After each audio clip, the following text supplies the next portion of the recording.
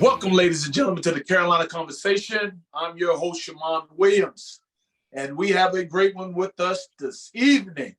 Ladies and gentlemen, I saw this young man when he first got to Chapel Hill in 2009, leaving Tampa, Florida as a McDonald's All-American, being a parade top 5 player in the United States of America.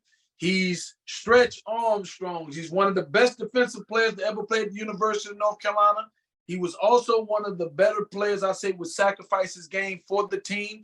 But in 2012, he was also the 14th pick in the NBA draft. Ladies and gentlemen, welcome the John Henson. What's up? What's up? Hey, what's up, man? Hey, that's a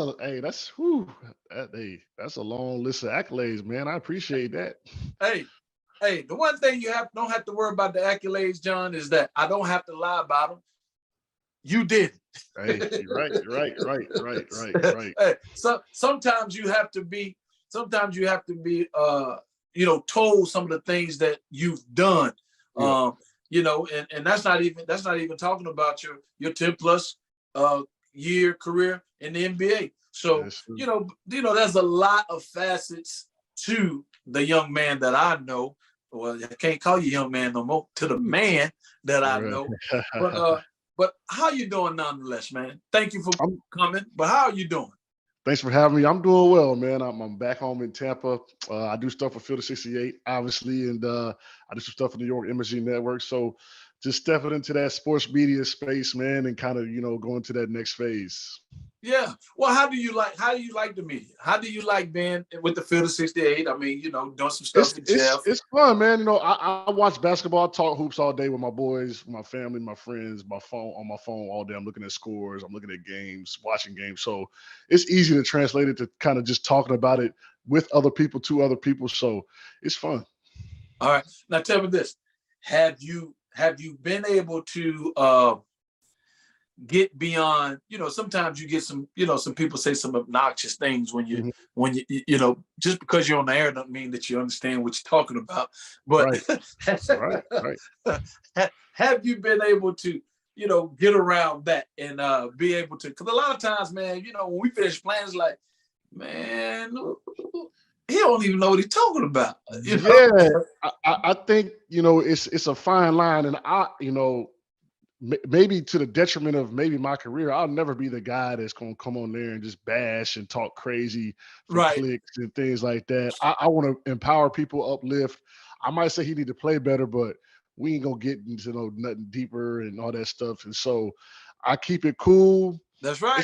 It's a sports betting show. That's what I do for the most part too. It's a sports betting show. So we really don't care about performances. We just want to know if you're going to score over 20 points tonight. You know what I'm saying? So it's fun. You know what I mean? So. Well, that's awesome. So, Ladies and gentlemen, if you get a chance, make sure you check him out on the Field of 68 media and all the other things John has done. I mean, you were one of the better individuals that ever played at the University of North Carolina, beyond your talent, just the person that you are. And I know a lot of that has to do with your upbringing. And that's why, everybody loves John Henson. You know what I mean? Love being around you, love having you around. And I know that you're going to take off in this media space or whatever you choose to do beyond this. And I'm just so happy that, you're able to do what you want to do. Because, like I said before, we'll get into it, how much you sacrificed your game. Right. For others and for the team. And so being a person that always cares about others, it's always great for that person to be able to get or do the things that they want to do for themselves. So I'm happy that you're in that space, man. For sure. Thank you, man. Yes, I've always kind of been team first guy, play the game the right way. Coach Williams used to always say the winners get the awards and the rewards, right? So whatever I needed to do, even in the NBA, man, I'll never forget my 3rd year. This is my 4th coach. You know how that goes, Shammond. Yeah. Young player trying to figure it out, new coach. He got his own idea for what he wants to do, and I wasn't playing. I said, Coach, what I got to do to play? Right? He said, man, I want you to be up on the ball screens, rebound and block shots. So at that point in time, it's about eating, right? Right. You gotta get to the money third year. So, that's what I did. Wasn't necessarily my game. I moved to the 5, you know what I'm Right. saying? And ended up playing really well that year. We played the Bulls in the playoffs. I played really well, ended up getting an extension. But I think that's just a kind of credit to always being ready to sacrifice, play the Right. role that you need, the team needs you to play. Because in the NBA, there's only 1 or 2 guys on the team that can do whatever they want, for real, for real. Right. So, you got to find your niche. And at the end of the day, it's not about yourself, it's about your family. It's about putting food on the table. It's about a livelihood. So if you can learn that quickly in the NBA and find a role, find a niche, man, you'll be fine. And I learned it at Carolina. That's where it started. What I mean? We had a bunch of 5-star guys, and a lot of talent around. And you got to find your lane and be a star in your role. And so that Carolina experience with that really good team with Harrison and Z, we had Dex and Reggie and McAdoo. We had PJ coming in as a freshman. So, you know what I mean? We had to find our way to help the team. And defensively, that was my calling card. And I played it well. Yeah. Well, let's do this, man. I mean, if we can, let's rewind the hands of time. Yep. Let's go back. Let's go back 2009. Let's go back 2009. Woo. Young man down there in Tampa, got everybody flying all across the world to get down to the lightning capital of the United States to see this young man do his thing. What made John Henson choose the University of North Carolina? So at the time I was in Austin, and that was kind of my favorite school, University of Texas. But I was young, I didn't want to commit. And my dad was kind of like, look, man, just take your time. You ain't got to rush nothing. And so I said, I'm going to just kind of play it cool. And I remember him coming in and saying, look, man, North Carolina really like you. You should go take a look at them. At the time, I'm like, I like Texas. He like, nah, son. This is North Carolina now. You don't just say, you know what I'm saying? It's North Carolina. Right. He said, I said, you know what? You're right. I'm going to go take a visit. And you know what? It was the best visit I had. Not because of what I did off the court or anything like that. It was genuine love. It was a family environment. Because a lot of schools I went to, man, they was hating on me a little bit. Kind of, it was the energy wasn't right. You know what I mean? Right. With some of the players. So Carolina, I really was embraced, man. And nobody cared if you were the number 1 player, number 100 player, whatever. If you're going to come in and take this, nobody was worried about that. Right. You know what I mean? So it was right when I left, I said I wanted to commit. You know what I mean? And so I waited a couple of days. I called him on Christmas Eve, and he said it's one of the best Christmas presents he ever had to date. So that was kind of how that shook me far. And North Carolina kind of swept me off my feet. Well, that's awesome. That's awesome. Yeah. I mean, I guess they did their job. I mean, just having the right environment, and being able to get just Wayne and them guys, they were good dudes, man. Ed and them dudes, man, just good guys I got along with, I kind of fit in with, so it was a no-brainer. Good. That's awesome. That's awesome, John. So now tell me, so you choose University of North Carolina. Mm-hmm. All right. McDonald's game, you're in the McDonald's game. There he is. You choose the University of North Carolina, and with some other 5-star guys. And so how was it when you first got to campus in the summertime? You get here in the summertime, talk to us about first getting to campus, and talk to us about going down and playing your first night of pickup. Yeah. It was summer school. We had the seminar all day, so that was tough. And we had to come straight there, come to the gym. And, I actually talked to Armando about this last night. Them Carolina pickup games, I call them sparring sessions, man. You know what I'm saying, with the guys, because you're preparing, the older guys are preparing you, and you getting ready. You know what I'm saying? And so that first night, I mean, I think that first year, was that the 50th anniversary where all the guys was coming back on both courts? Was that 2009 or 2010? It was one of them years. It all run together. It all run together. But yeah, so when I see that high level pickup and I see the high level of intensity and the focus, it just set the tone. And we kind of laugh about it now, but we don't really be laughing when we out there playing, man. You know what I mean? So those pickup games, I'll never forget them. And even yourself and the other guys kind of prepared us mentally more than anything to kind of be able to play in that mindset, realize where we're at, what's on the front of our jersey, and what we're here for. Right. Yeah. Those like you said, those pickup games, man, it does a lot more than just basketball. Mm-hmm. You know what I mean?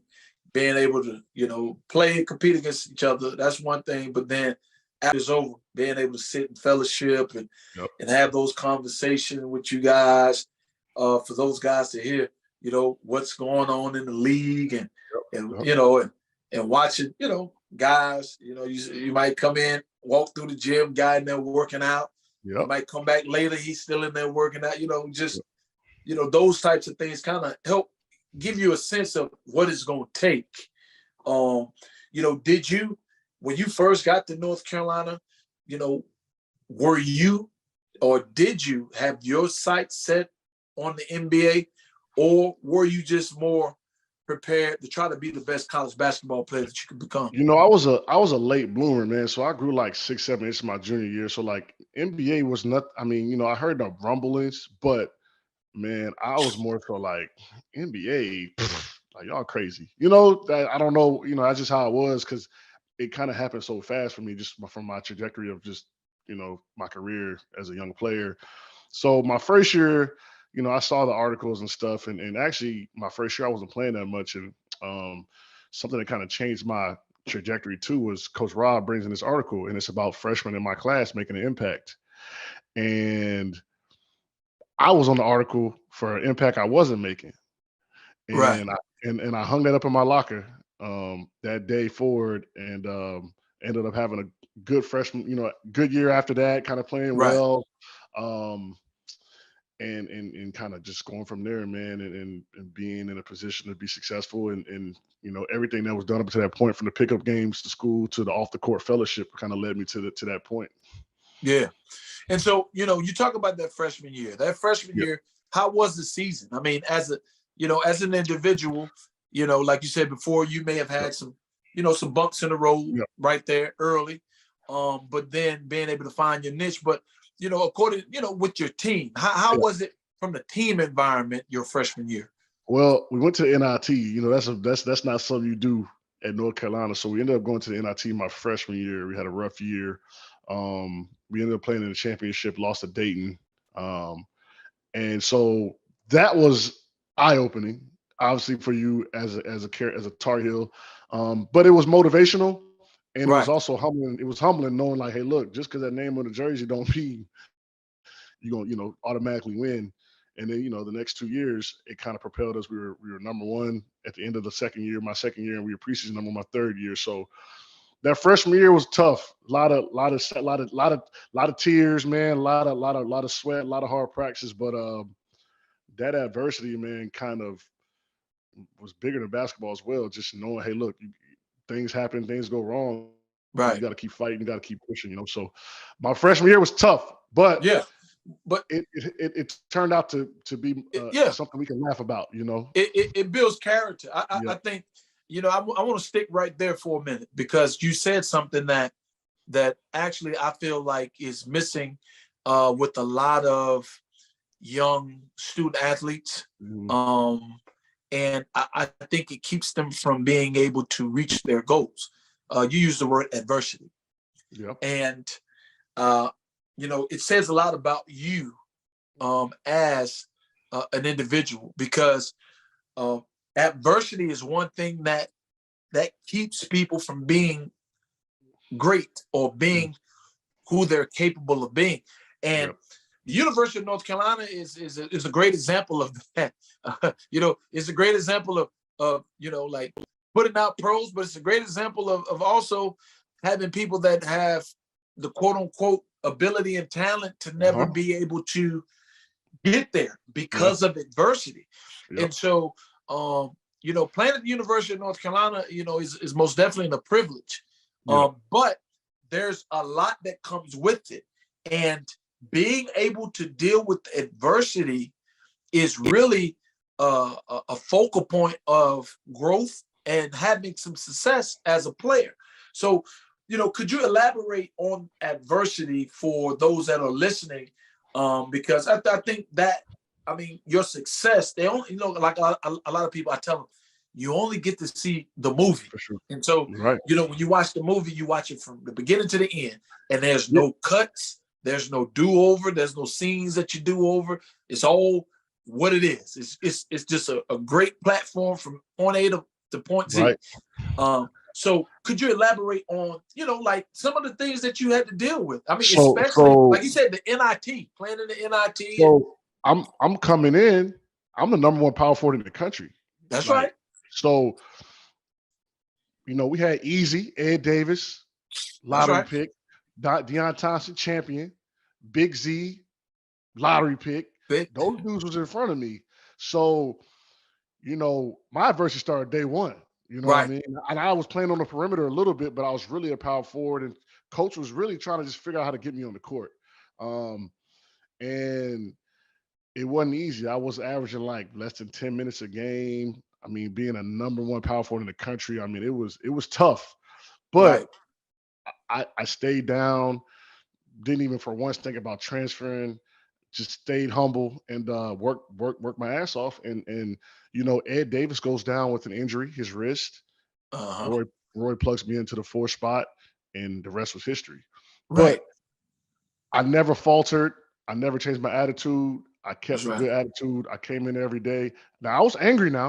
I was an angry dude, but I was angry within myself. I didn't let that manifest as a bad teammate, but I was mad, you know? So that also drove me to be better, want to be better, work on my game. And when I got that opportunity, when that window opened, it was a wrap. And like, that's how my freshman year went. I just ended up playing to the last 10, 15 games, but I solidified myself for that next year, and so on and so forth. So it was tough. You know, like I said, a lot of hard nights, a lot of long nights, especially with the expectations. And, you know, a lot of people were telling me, why'd you go to North Carolina? They got all them bigs. Why would you do that? They got all those guys. I'm never running away from no competition. You know what I mean?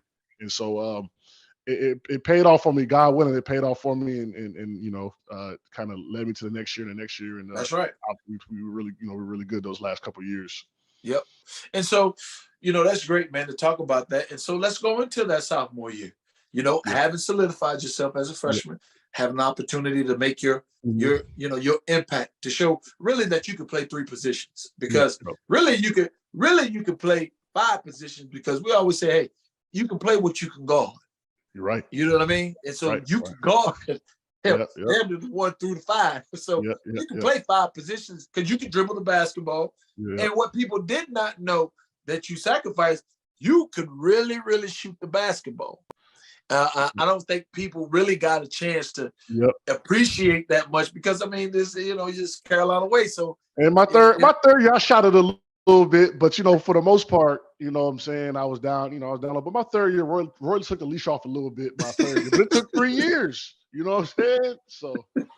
Hey, maybe they say, you know, if we take the leash off a little early, he might leave early.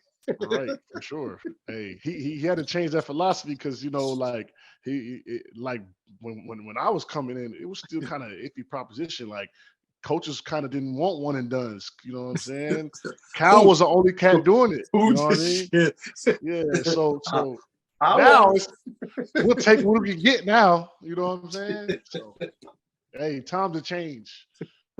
Hey, you either gonna adapt or gonna force your hand. 100%.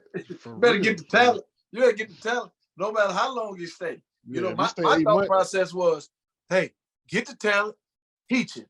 If he leave, then the next one gonna come, because they want to be like him. You're gonna get another. Hey, his name may not be the same, but his game gonna be the same. You know what I mean? It is.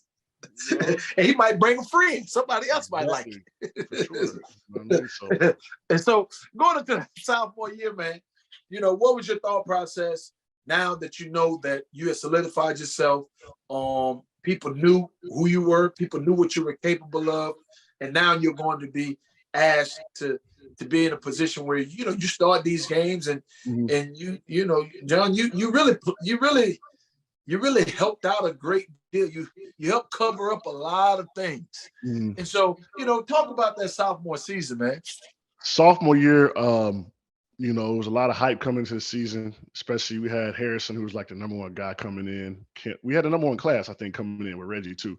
So it was a lot of hype, a lot of expectations. So, you know, if I remember correctly, that summer was probably the most intense as far as us, because we had a bad year.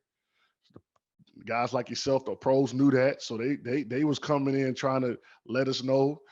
And so that summer was a great summer for me, just being challenged and you know, kind of being able to hold our own out there and mesh as a team, because I don't think we started off maybe top 25-ish, you know, preseason. Right. Wasn't much expected of us, and that was actually my sophomore year is my favorite year, because we were not projected to do nothing, and we ended up winning the whole ACC.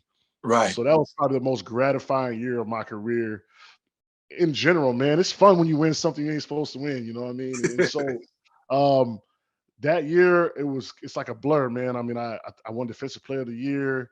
We won the ACC Championship the last game at home against Duke. And that's when kind of the NBA murmur started kind of creeping up. But as far as years of basketball, man, my sophomore year is probably one of the more fun years I've ever had playing the game, man. Those guys around me made it easy, and Right. it's fun when you're in Carolina, man. You can walk on the court and see the fear in guys' eyes, man. You know, in the NBA it don't work like that, but in college, you know, that's the fun feeling. You know what I mean? Yeah. Yeah. And do you think like you alluded to it there briefly. Do you think because there was no expectation from, I guess you would say, the outside the Carolina family, because there's always an expectation within.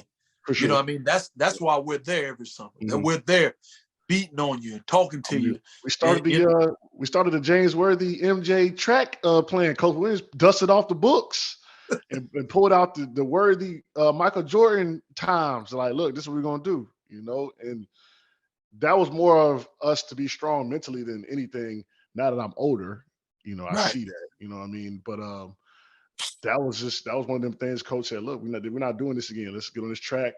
Yeah, all this running, I really don't care about your shape. I want y'all to be mentally tough, and that's why he's he's the Hall of Famer, man.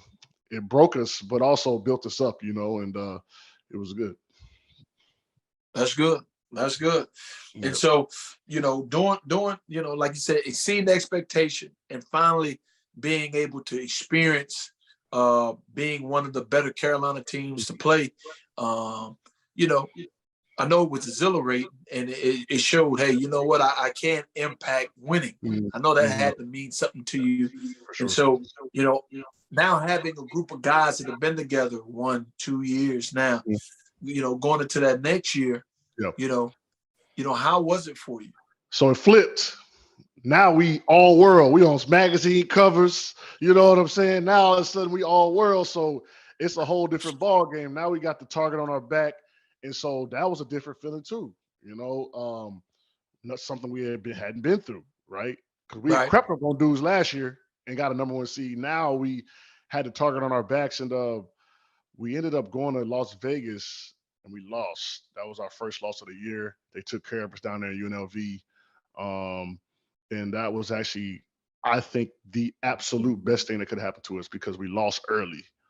And so it kind of sat us down a little bit.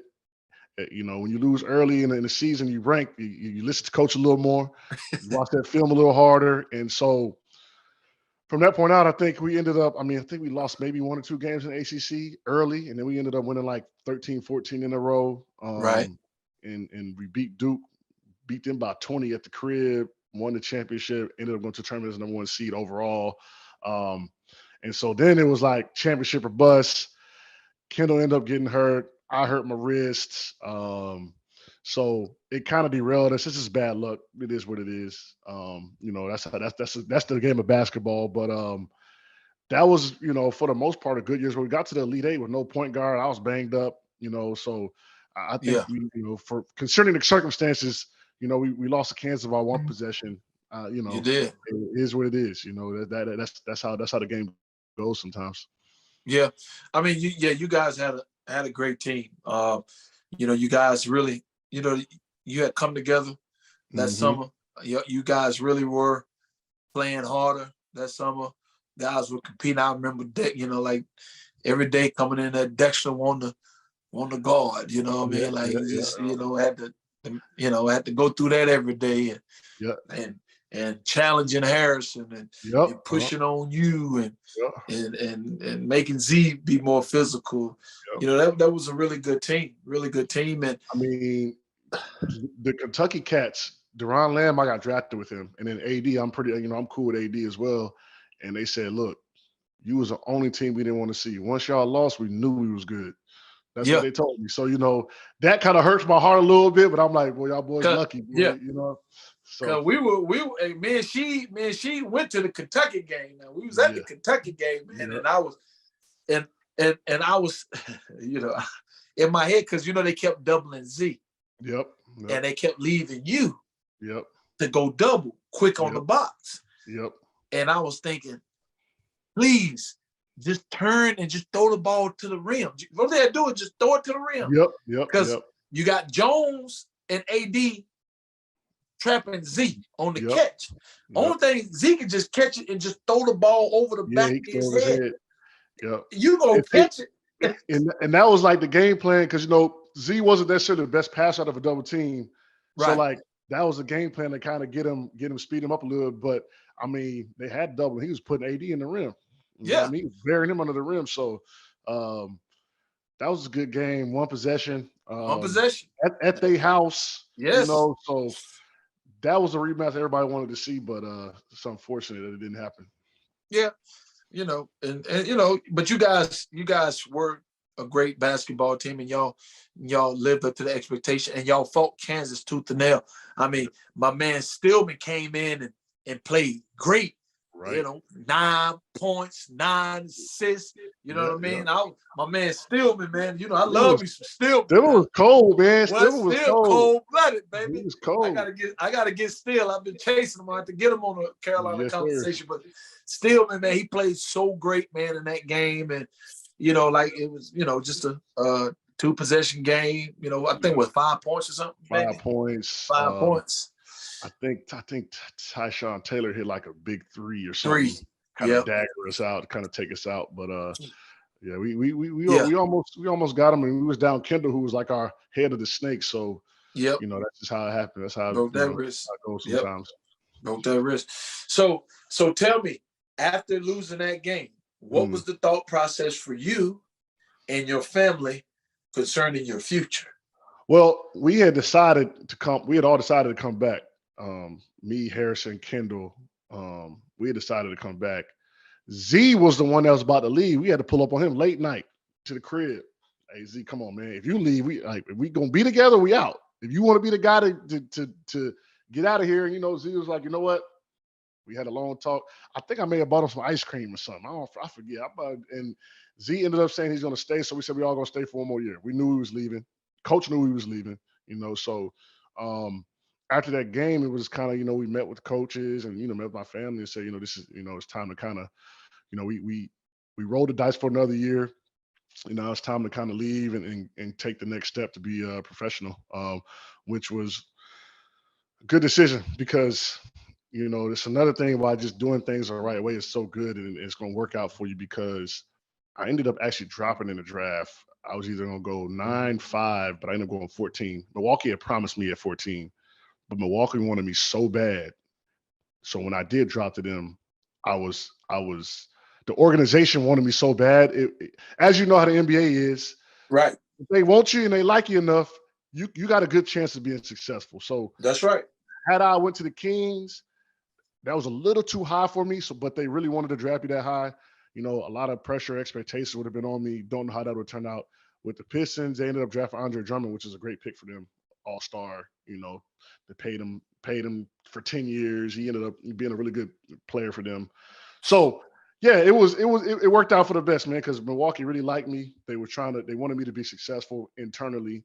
And that's the biggest thing in the NBA people don't realize, man. If they don't want you to be successful internally, you're in trouble, So that's right. they pushed me. They played me, we had 3 or 4 different coaches every year. And, I got some good minutes as a young player that propelled me to my next contract. And, the rest was kind of history from there. Yeah. So, when you begin to elude and think back about, your Carolina experience, like you said, from NIT to being a Final 18 and sacrificing your team and sacrificing your game for the team, and then eventually, sitting down and making a decision with your teammates. I thought now that's quite interesting. Just sit down with guys and say, hey, listen, man, we're gonna try to make a run at this again, or we're gonna leave and stuff like that. I mean that I don't know how many times that's been done. Like you guys actually. Yeah, because I got a phone call. I want to say maybe it was Hoops or somebody. They said, look, y'all over here saying y'all gonna stay. Y'all need to go talk to Z. I said, wait, hold on. Because I didn't think Z was leaving. I'm seeing, junior, he was projected to be drafted first round. But Z's a smart guy, very cerebral. He like, shoot, man, seniors don't get drafted in the lottery, man. Like, I gotta go. And we were like, look, it's on you, but we stay. If you stay, we stay. So I think it worked out for all of us, man, for real. It did. Yeah, I think it worked out for all of us. And I think that's important kind of to talk about. Like, we all kind of landed in the right spot in good positions and had pretty good careers considering everything. So yeah. Yeah, that's awesome. So this is a question that I always ask my guests, my brothers. I always ask them. So, when it's all said and done, you talk about 100 years from now, Carolina basketball is going on, and they begin to go down that list of guys, and they get right there to John Henson. John Henson. What would you want people to say about you? I would want them to say when they get down and they scroll on down to that. If you're looking at the blocks list, it'll be up top. If they scroll on down that rebound list, because it's got a lot of great players. He was a great team guy. His teammates loved him, and he was one of the best defenders to ever play at this school, man. And that's kind of what I would want them to say. Carolina was easily the best experience of my life to this day. From the relationships I built, the things I learned, the knowledge that was passed down upon me, the observations of guys like yourself, just watching and seeing and learning, from afar. It was the best decision I made, so far. So that kind of propelled me to the next stage of my life, even from off the court. My mama, she just moved back to Tampa. She was in Chapel Hill. My sister went to Duke, but my other sister went to North Carolina. So, it was that Carolina. It's a family thing for us. So, it was awesome. Well, I always get a chance for most because I am getting up in age. Yeah. I get to talk about you as people from the day that I first met you, when you hit campus, to who you are and what you are now as a man. You've always made us proud. You've always exemplified, who we are as individuals. And that's the one thing that I'm so grateful for you, because you are an example that, I can tell my son, hey, look at him. You know what I mean? Like, watch him, man. And you don't know how important that is until you begin to get of age and start having children. And you need, I always talk about the village. You need some great examples in the village, right? That your kids can emulate. And, that's the one thing I can say about you. Your game spoke for itself. I mean, you're one of the best players to ever play the game. From high school, being a McDonald's All-American, parade All-American, to being, one of the best players in the ACC, and then being allowed to pick yourself and so on and so forth. So you've always been a great basketball player. The Lord has always blessed you with the talent.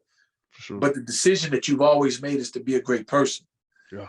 And a lot of times in today's societies, people don't appreciate or Right. talk about the good people. You're right. You know what I mean? And so on my platform, I can always talk about the good Appreciate people. You know what I mean? So, man, I want to say thank you because you've made it easy for me as being one of the older guys, one of the older brothers. You know what I mean? You weren't one that I had to worry about. You know what I mean? Yeah, for sure. You know what I mean?